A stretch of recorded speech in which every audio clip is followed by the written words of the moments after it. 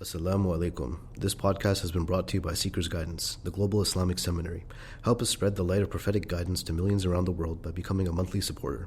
Make a small donation at seekersguidance.org/donate. As little as $10 a month can help people find life-changing guidance. Bismillah ar-Rahman ar-Rahim. Alhamdulillahi Rabbil Alameen. Allahumma salli wa sallim wa barik ala Sayyidina Muhammad wa sahbihi ajma'in wa ba'd.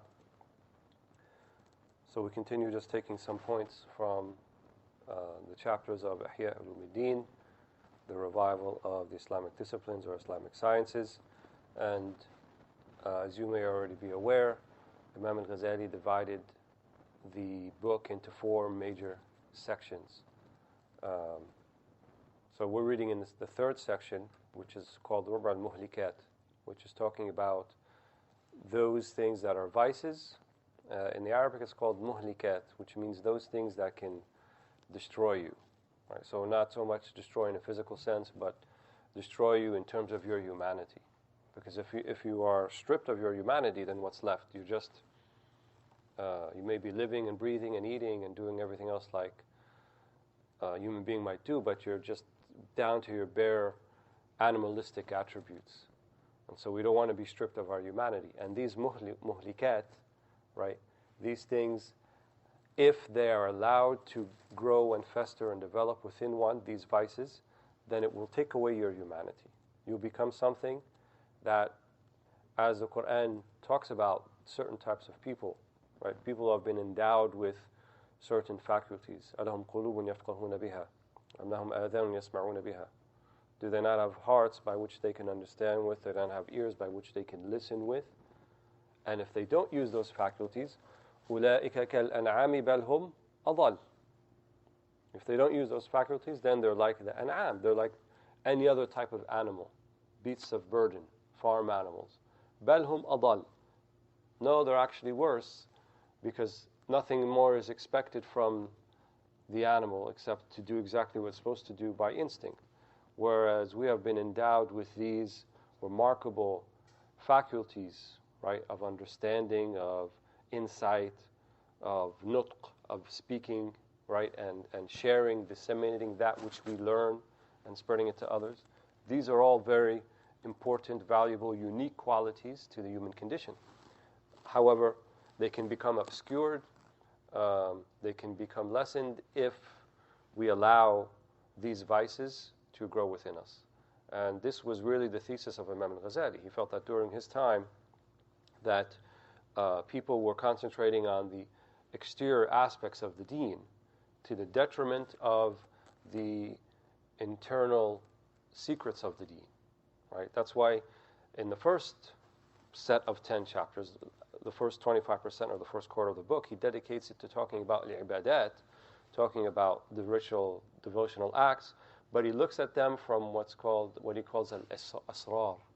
So I'll talk about asrar al-salah, asrar al-zakah, asrar al-hajj, the secrets of prayer, the secrets of zakat, the secrets of hajj.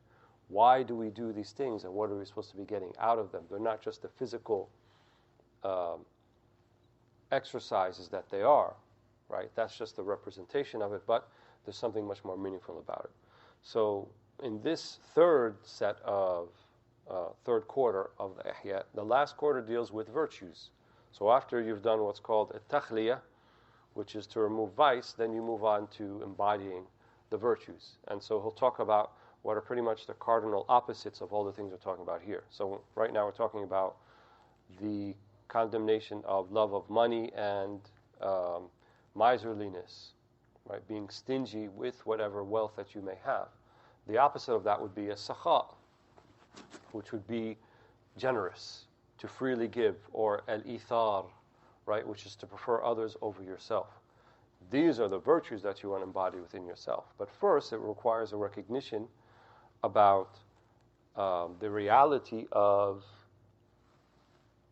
why we love wealth in the way that we do, and why we are so unwilling to part with it. And this is what he talks about in this chapter. So just some of the points, as I said, his manhajiyya, his methodology is to bring out verses in the beginning. He mentions this verse, يَا أَيُّهَا الَّذِينَ آمَنُوا لَا تُلْهِكُمْ أَمْوَالُكُمْ وَلَا أَوْلَادُكُمْ عَنْ ذِكْرِ اللَّهِ وَمَنْ يَفْعَلْ ذَلِكَ فَأُولَٰئِكَ هُمُ الْخَاسِرُونَ. And another verse, إِنَّمَا أَمْوَالُكُمْ وَأَوْلَادُكُمْ فِتْنَةٌ. O you who believe, do not allow your wealth and your progeny, your children, to distract you from the remembrance of Allah subhanahu wa ta'ala.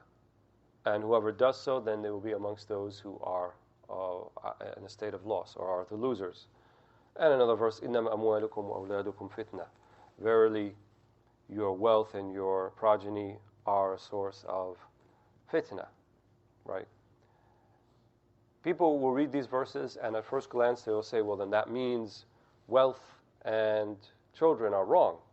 Because if they're going to be fitna, and they're going to be something that distracts me from the remembrance of Allah, then why should I have them to begin with? Then perhaps I should remain celibate and remain single, and perhaps I should retreat to an area where I'm not in need of wealth. I can live out in the forest and just pick from the acorns and live like the squirrels. But that's not what the deen is telling us, right? Allah subhanahu wa ta'ala says in another verse, Al-Qur'an yufassiru ba'dahu ba'da, as they say. The Qur'an, it explains some part of it with another part of it. وَنَبْلُوكُمْ بِالْخَيْرِ وَالشَّرِّ فِتْنَةً. And we will test you, right, with good and evil as a source of tribulation. So the source of tribulation need not be evil in of itself. The source of tribulation need not be evil in of itself. How else can we explain when the Prophet ﷺ says to Mu'adh ibn Jabal, when he led the prayer and he took too long, he said, أَفَتَّانًا أَنْتَ يَا مُعَاذ. Are you trying to be a source of fitna? So what should we understand from that? That a longer recitation of Qur'an is wrong? It's not praiseworthy? No, it is praiseworthy, obviously, but take it in its proper context, right? Because if you do it out of its context, you do it within a fard, obligatory prayer, and then there are people praying behind you who are unable to stand so long, then you are causing a tribulation for them that is unnecessary. Because it's not necessary for you to take so long in an obligatory prayer where you're the imam. You want to pray for longer by yourself, you're free to do so.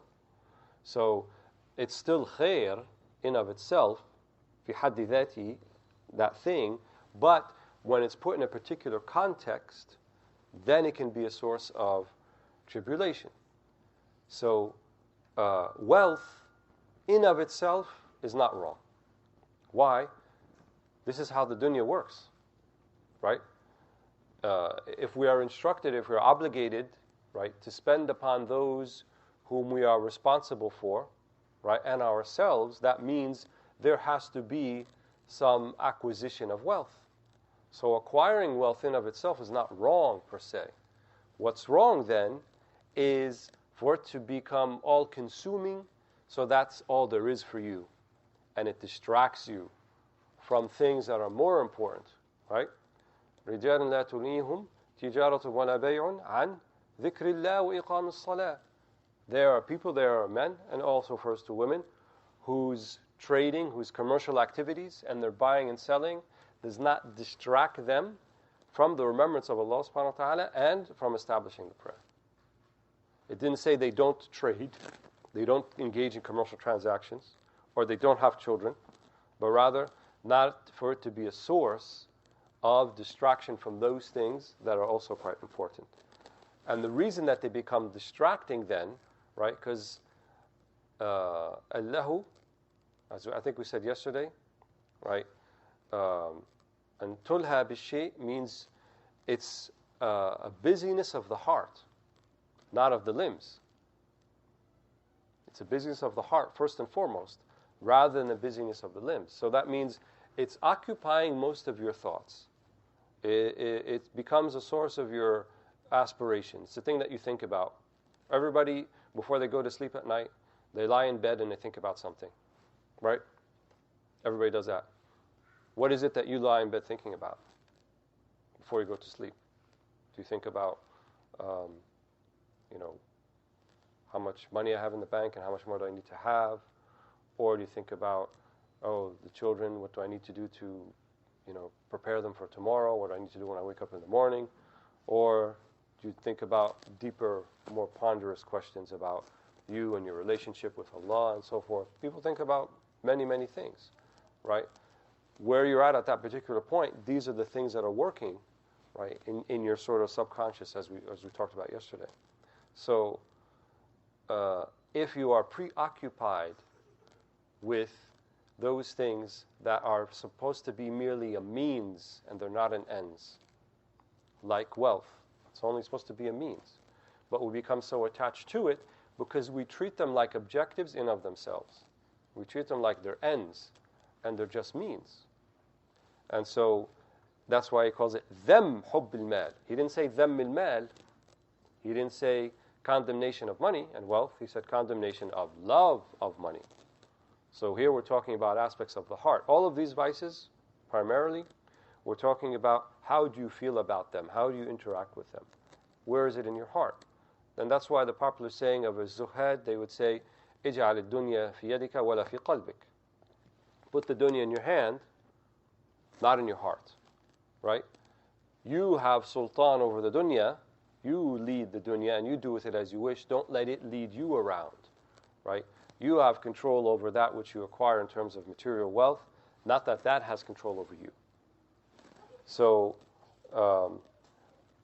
as a result then, the condemnation and finding the love of the money is blameworthy. And that's why one of the principal, Imam Ghazali talks about this in the chapter about the zakat, one of the principal objectives of zakat or sadaqat, or giving your money away for charity, is so that you can work on this removal of the love of it. And the Quran makes that one of the criteria of true righteousness. لَن تَنَالُوا الْبِرَّ حَتَّى تُنْفِقُوا مِمَّا تُحِبُّونَ. You do not reach true birr, right? True piety with Allah subhanahu wa ta'ala until you spend of that which you love. You have to give up something that you love, right? And in the hadith, as-sadaqatu burhan. The sadaqah is a burhan. The sadaqah is a proof. Charity is a proof. What is it a proof of? It's a proof that you're being sadiq, you're being truthful and honest when you say, La ilaha illallah Muhammadun Rasulullah. It's a proof that when you say, I love Allah and I love His Prophet, well, prove it. Are you willing to give up something that you love for the sake of Allah subhanahu wa ta'ala? Because if you're not willing to give anything up, then we'd have to say that you're a mudda'i. You're just a claimant, someone who makes a claim. But when you're put to the test, are you going to give freely, or are you going to hold on to it? That means your love is not secure. Your love is not that true. It's not honest. So that means then the zakat and the sadaqat go back to our own benefit. Yes, there is a benefit for al-qabid. There's a benefit for the one who's receiving it. And we all know that. But the greater benefit is for the one who's giving it. Because it allows them then to purify themselves from this attachment to those things that they possess, right? And it's by no mistake that we're all going to die, and all the things that we're going to possess will be meaningless and worthless. No matter how many zeros you have at the end of your bank account, they mean nothing once you're in the grave.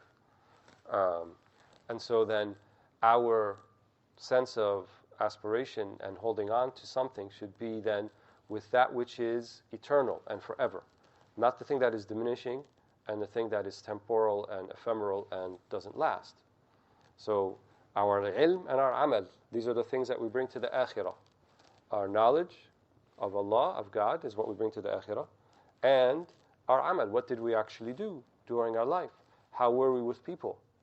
How did we interact? Were we a source of good and a source of mercy? Or were we the opposite of that? These are the things that we call then amal al-akhirah. Even though you're doing them in the dunya, they directly relate to the next life, to the akhirah. And so that's why they become important. But in order for you to be facilitated to do those things, removing these vices, these obstacles, are essential. They are essential. It's not like an extracurricular activity that one has a choice of partaking or not partaking in. Imam Hassan al-Shadhili, he said that whoever doesn't partake in this science of ours, this discipline, tazkiyah, suluk, right, purifying one's heart, then if they die in that state, it's like they died and they are insistent upon al-ma'siyah. And they're insistent upon being disobedient to Allah subhanahu wa ta'ala. So everyone should have some type of program, an active one, where they're thinking about how do I remove my shortcomings? And the first step to removing shortcomings is identifying them to begin with, right? Or at least acknowledging them, right? If you say, I'm good, I don't have any of that stuff that he's talking about. It's all good for me, and I love Allah, I love His Prophet, Allah Ghafur Rahim. Then you're mudda'i, you're kadhab. Because if you think that about yourself, you're certainly not that. Because people who are really like that, who really have embodied these aspects, they don't think that. They always think that they're muqassir. They always think that they're not doing enough, that they're negligent, that they're remiss. There's always something more that they can be doing. But if you feel like you're doing everything that you can, and that's perfect, and Allah should be satisfied with that, then there's a problem here. You have to look deeper within yourself and realize that not admitting your shortcomings is one of the worst shortcomings. And the ulama, they have a word for that. They call al-ujb, or rida an al-nafs, which is to be pleased with with oneself. And they call that ad-da' al-udal, the incurable spiritual disease. Because if you are pleased with yourself and you think that you don't have anywhere else to go or to improve, then why would you make any effort to improve? And then you'll be stuck in the same place, spiritually that is, where you're at. But the reality of it is that you're not going to be stuck there, you're going to be getting worse. Imam Ali radiallahu anhu, he said, there's no such thing as staying still, right? This qalb is mutaqallib. The heart means mutaqallib, means it's oscillating, means it's not steady. So it's either going up or it's going down. So if you think that if you're staying still, you're actually decreasing. You're not increasing. You have to feel that you're on a path of tarqiyah. You're on a path of increase to actually increase. So here he describes later in the chapter about two types of people. Those people who actually have physical wealth and then those who don't. Right? Both can be afflicted by love of money. You may say, well, how is the one who doesn't have any, how can they be afflicted by that? They don't have it to begin with. But we said it's not about the physical acquisition of it, that you actually have it, but rather, are you looking for it? Are you seeking it? Right? And the virtue that they talk about that signifies that you're not seeking it and that you are content with the circumstances that have come your way, that's called qana'ah, right? That's called being content with what Allah has decreed for you. If you compare that to what we just said earlier, just a few minutes ago, which means you're not content with yourself. So we're asked to be content with certain things, and we're asked not to be content with certain things. What are we asked to be content with? Your circumstances. In other words, those things that are pretty much outside of your control. How tall you are, what color skin you have, who your parents are, how much money you have in the bank account. Even those things, these are from the arzaq, right? These are things that have been decreed that Allah gives to you. And Allah says that فَضَّلْنَا بَعْضُكُمْ عَلَى بَعْضٍ فِي الرِّزْقِ. Some people we have preferred in the rizq. Some people have given more than others. And if Allah subhanahu wa ta'ala is the one who's decreeing this and He's the one who's deciding, then there's another virtue that you need to have in order to get at this thing called qana'ah, which is contentment with your circumstances. That's called tafweed. In other words, you place complete faith and agency in whatever Allah decides for you. So if He decides for me relative poverty, and that's His decision, and that's what He wants for me, then who am I to object? Yes, it's difficult, it's not easy, I can't buy the nice things that other people may be able to buy, but if that's what Allah wants for me, then who am I to object to that? Because ultimately I believe whatever He decides for me is what's going to be right for me. Allah is going to do right by me. Conversely, if one has been given wealth, right, then the virtue that should be associated with that, what they call today disposable income, right? Disposable income means you have more money than your needs. So if you have that, and I would venture to say most, if not many, people living in countries like Canada or the United States or more of these prosperous Western countries, most people have some amount of disposable income. In other words, they cover their needs and then some. So they have something, they can do with it. So what then is the virtue that becomes associated with someone in that position? Then we would say as-sakha wal-ithar. Right? Sakha means freely giving and being generous with it and preferring others over yourself. Those are the attributes associated with someone who has excess. Now, if someone who doesn't have that much has those things, right, has ithar and sakha, but yet they don't have that much to begin with, but they're willing to part with it so easily, right, then this is a very, very high maqam, right, very high. The Quran describes people like this. الَّذِينَ يُؤْثِرُونَ عَلَى أَنفُسِهِمْ وَلَوْ كَانَ بِهِمْ خَصَاصَةٌ. The ones who prefer others over themselves, even if they have difficult situation. وَلَوْ كَانَ بِهِمْ خَصَاصَةٌ. It's said that the sabab al-nuzul, or the reason that this verse was revealed, was in response to a particular situation. In other words, it was revealed at this particular time. It was always going to be revealed, but at this particular time, because there was a person from the Ansar. One of the things that the Prophet ﷺ did, the first things when he reached Al-Medina, آخى بين الأنصار والمهاجرين, which means he designated a brotherhood relationship between the ones who emigrated, the Meccans, and the ones who were emigrated to the Medinians. And he said that he paired people up. So he would say, this is like your brother. You need to have bonds of brotherhood and take care of each other. He wanted to build a society that was built upon solid foundation. And so one of the Ansar, who was paired up with one of the Muhajirin, he's bringing him over to have supper, and his wife tells him, we don't have anything. We have enough for like one person. We don't have enough. He said, then do the following. It's in the evening. Don't turn on the siraj. Don't put the lamp on. And put bowls in front of you and me, and leave them empty, and put a bowl in front of our guest coming from Mecca, and put the food in his bowl, and then we'll pretend to eat while he's eating. So he doesn't think that we just fed him and we're not feeding ourselves. هذا يسمى إثار, right?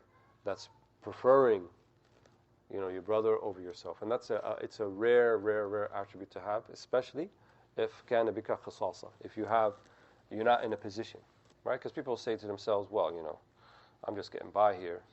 I can't really, part with anything right now, but maybe sometime in the future, things are a bit easier for me, and so forth. But at the very minimum then, for someone in that position, they should have qana'ah. Don't look to other people. لا تتمنى ما فضل الله بعضهم على بعض. Do not have tamanni. Don't have wishful thinking. I wish I had this and I wish I had that. Look at those people. They have these things. They have these nice things. I wish I had that. Because the nicest thing that you can possess, that's better than all of that, is to be content with your circumstances. Right? This is a ghina, la yanfa. This is a treasury. It's a wealth that never runs out. Because people would be astonished to know that most people, or many people of means, they actually feel like they don't have enough. And they need to have more. Because that's the nature of the dunya. We covered in the last chapter, dhamm ad-dunya, right? The condemnation of the dunya is that you will never be satiated by it. No matter how much you get of it, you're always going to want more. Right? It's like someone who has thirst, and they drink, and they drink, and they drink, and they drink, and they never get satiated. Their thirst is never quenched. That's how the dunya is. And so knowing that, then we have to seek, to be satiated, to be content by a different means, not by partaking in the dunya, right? If something is a poison, you don't fix yourself by eating more of the poison. You only become more poisoned and more sick. But you fix yourself by taking the dawa, by the remedy, right? And Imam Ghazali describes the remedies, and he says it's mamzuj bayn al-ilmi wal-amal. It's a combination of knowledge and a combination of deeds, right? So the knowledge that qana, that being content with your circumstances, is true wealth, right? To, in your heart, to feel you're not in need of anyone except Allah subhanahu wa ta'ala. أنت الغني ونحن الفقراء إليك. Because the faqir, the meaning of faqir means the one who is in need. And if you only have need of Allah subhanahu wa ta'ala, then faqr here becomes ghina, becomes the opposite. Because if you're only in need of Allah subhanahu wa ta'ala, then you don't need anyone else. That means you're mustaghni an kulli ma siwa Allah. You are not in need of anyone besides Allah. Such a person, then we would describe them as a wealthy person. Amma al-ghani, the one who is self-described as wealthy because of material things, but they feel like they need and they need and they need, فَهَذَا هُوَ الْفَقْرِ. That's the true poverty, because they're never satiated. They want to have more, and they want to have more, and they want to have more, and so forth. So we need to reorient our relationship with the things that we acquire. We need to learn to be satisfied with kind of the little small blessings in life, right? We need to actually fight the tide and fight the culture that's all around us that tells us your worth as a person is defined by that which you accumulate and own. The type of car that you drive, the neighborhood that you live in, type of clothes that you wear, right? And in reality, none of those things define who you are. Right? We have certain ritual acts and devotions in the deen that remind us of this. Why is it that when we go to Hajj, we all dress the same? And we all wear the very same kind of very simple rida and izar, right? Just an upper garment and a lower garment for the men. It's to remind us this is how we're going to end up. That the prince and the pauper, they're the same. Everyone is going to go into the same grave that's 6 feet deep by 2 feet wide. Everyone. There's no difference, right? You can make yourself a very nice fancy coffin and have all the trappings and so forth, and maybe be put in one of a fancy mausoleum somewhere, but at the end, if you open that coffin up and you look inside, you can't tell the millionaire from the person who lived in a stairwell somewhere. They look exactly the same. So having this kind of vision, this basira, this insight, to see the things as they really are, and not to be deluded by the trappings of the dunya and the trappings of wealth and the trappings of money, right? And there have been several studies that have been done. People, after they reach a certain threshold of kind of a minimum amount of income or wealth where their needs are being taken care of, there is not a big difference in what they call the happiness index. There's not a big difference. In fact, people who are kind of just right above their needs and a little bit more than that generally are more happy than those who have extreme wealth. Because extreme wealth in and of itself is a fitna, it's a tribulation, it's a trial, right? When you are so separated from the rest of society, right, and society defines you then about what you own and the wealth that you have, right? Such people then become completely consumed and focused on that part of who they are because that's all that they know. Everyone else defines them by their wealth. And soon that becomes not enough for them. So like in our country, they want to become president of the United States. The U.S., that is. Right? Because they've done everything else. They have all the wealth that they want. What else can there be after that? So, I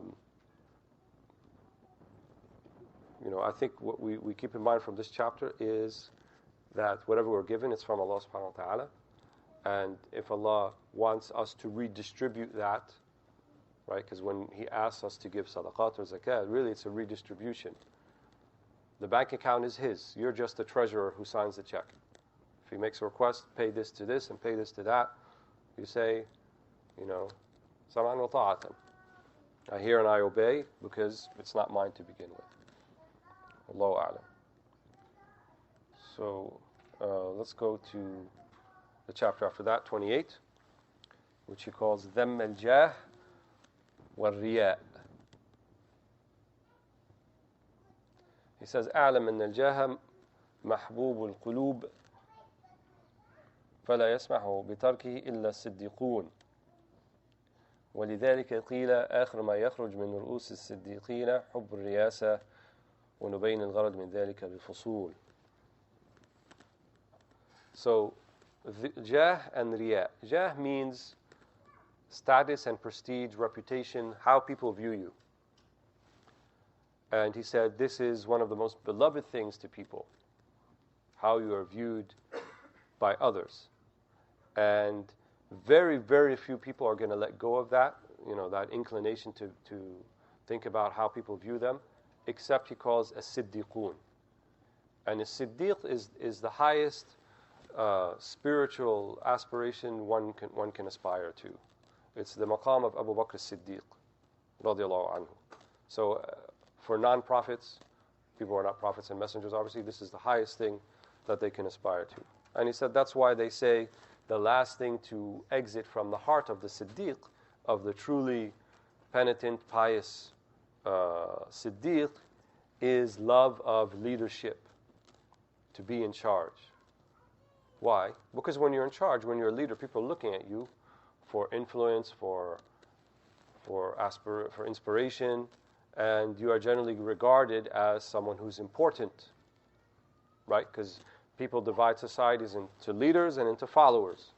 So if you're a leader, right, you're matbu'a, people are following you, that's better than being tabi', when you are following others. And there's a certain appeal to that, right? That's beloved to many people. And that's blameworthy. So he says, أعلم أن أصل الجاه هو انتشار الصيت وهو مذموم إلا لمن شحر الله تعالى لنشر دينه. He said, know that prestige and status, it is the spread of fame. Right? And it's, subhanAllah, Ghazali wrote this 1,000 years ago, but it feels like he's talking about today. Because now we have this very new, unique phenomenon where people are famous for being famous. They haven't really done anything. At least in the past, people were, their fame spread because they actually, contributed something, they did something, right, that was noteworthy. But now we have people who just, what did they do exactly? Why is that person famous? Well, because they're famous. Everybody knows them, right? So celebrity then becomes a goal, an objective in and of itself. And it's actually more subversive and encompassing than we realize. Because even if you look to the new business models, right, the most valuable corporations in the world, their business model is predicated not on very high profit margins, but on huge volume. And that's a new phenomenon, right? Amazon, for example. How is it that they can sell at cheaper prices than most everybody else and still make money? And the reason for that is because they have a huge volume. So they're looking at overall, more people know about them, right? The greater number. Why is it that Facebook is such a valuable company, or even Apple? It's all based upon value, right? You're looking at capturing what they say the vast majority of the market share. And then everyone is trying to do that. Everyone is trying to get that new nifty idea that no one thought of before, that all of a sudden will go viral, right? And even people put videos on YouTube. The whole idea, well, I wanted this thing to go viral. What does that mean, go viral? Everybody gets to know about it. You get 100,000 or 1 million downloads or whatever the number is for viral, then people know you, right? And then that becomes an objective of itself for people to know you. So people will do all sorts of outlandish things, make funny cat videos and what else that people do, and take pictures of people in inopportune times in videos and kind of moments that they're compromised, all for fame, all so that this can spread and then they get to be known and they reach the objective of being known, just for being known. So Imam Ghazali includes this as one of the cardinal vices, right? The idea that you want to be popular, that you want to be known. And he said, this is blameworthy, right? Except for that which Allah subhanahu wa ta'ala, He has made them known for the dissemination of His deen. That's different, right?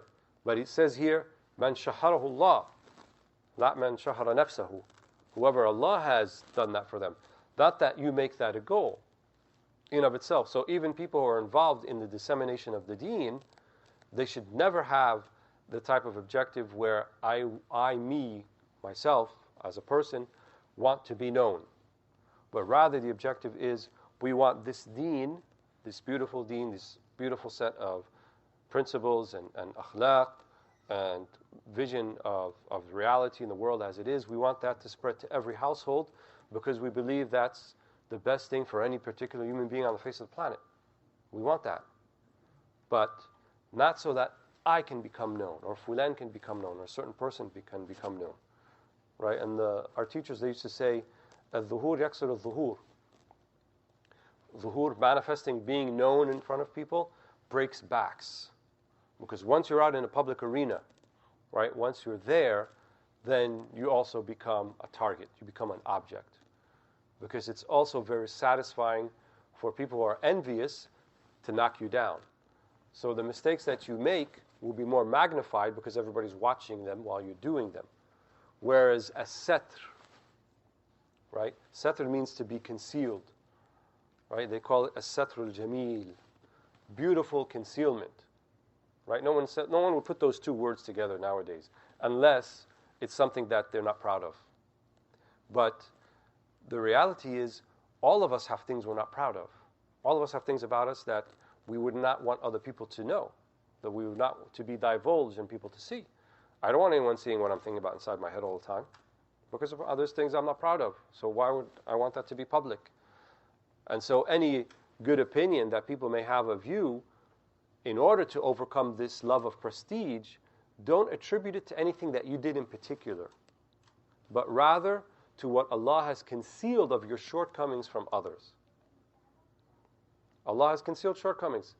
He's shown people the good side of you, and He chose to conceal the bad side of you, and so that people don't have a good opinion of you. So even when people praise you, right, either to your face, or you read about it, or something like that, or you hear about it, say, Alhamdulillah, Satrullahi Jameel. Say, praise to Allah that He has concealed my shortcomings, and He has put into the heart of these people what good, that if I do have any good, it didn't come from me anyway. It came from Allah subhanahu wa ta'ala. So, really at the core of it, to overcome this love of prestige and love of status is know, for one, that it doesn't come from you, and that any good that you have came from Allah subhanahu wa ta'ala. You didn't do it, but Allah facilitated it for you. And just, take a cataloging of people around you and things that you see. How many are the people who strive so, struggle with certain things and try to do them, and you know that they have it within them, but somehow things don't materialize, and yet other people come so easy, right? Other people just like that. They do something outlandish, they become very famous, and people throw money at them and give them money to attend their parties, and you think they have the life. And it just came like that. Don't judge the book by its cover. Don't judge by the way it looks. If Allah wants that facilitated for you, He's going to facilitate it. If He does not want that facilitated, then you're going to remain, right, in your beautiful concealment. And the ulama of tazkiyah and suluk, they said that you need to have a period of khumul, right? If you're going to be the type of person where people are going to learn about the deen via you, you become an exemplar, you become a Muhammadan heir, a warith Nabi Sallallahu Alaihi Wasallam, and then you may become known as a result, because how else are people going to know about it? Then you need to go through a period of training where you are actively seeking the opposite. You are seeking concealment, or you're seeking obscurity. Right? Ibn Ata al-Sakandari said that thing which is not buried in the ground of obscurity will not later bear fruit, because it's like a seed.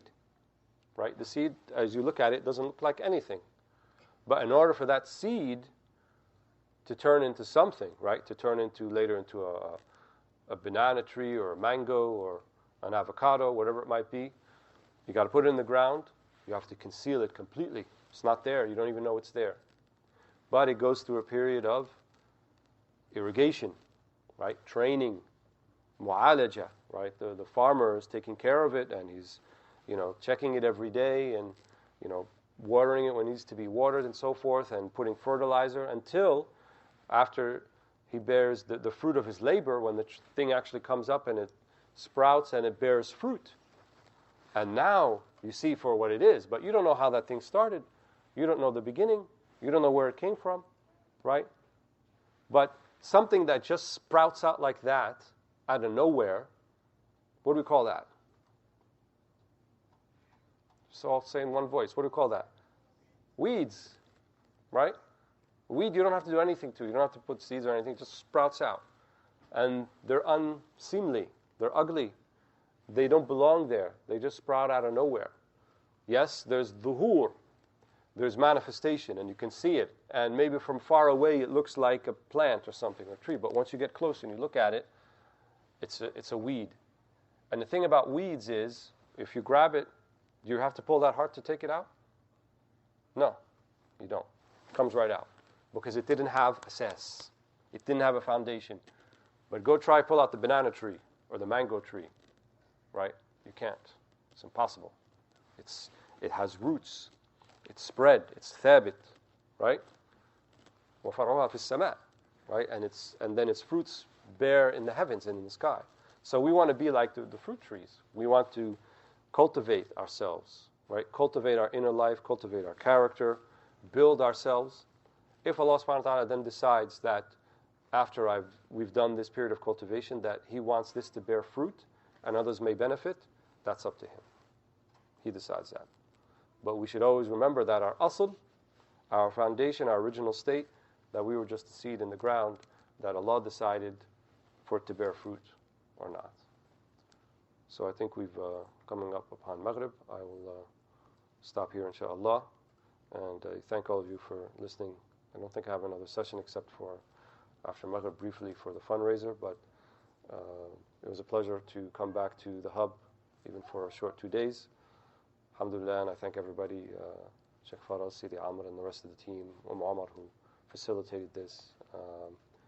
And I ask Allah subhanahu wa ta'ala to accept our fasting in these few remaining days. It's amazing that here we are, and the month is virtually over, and it feels like it just started. So we ask Allah subhanahu wa ta'ala to not deprive us from another Ramadan, that He gives us the blessing of this Ramadan, that He allows us to grow in the coming year until we reach the Ramadan of next year, and then we even get more out of it, inshallah. Alhamdulillah Rabbil Alameen. Thank you for listening. This podcast was brought to you by Seeker's Guidance, the Global Islamic Seminary. Visit seekersguidance.org to access reliable Islamic knowledge taught by qualified teachers. We offer a wide range of courses, podcasts, articles, and a world-class answer service. Support us in spreading free, reliable Islamic knowledge to millions around the world by becoming a monthly supporter. Visit seekersguidance.org/donate and make a small monthly commitment today. Our beloved Prophet, peace and blessings be upon him, said, "Whoever guides someone to goodness will have a similar reward." So don't forget to share this podcast and spread prophetic guidance.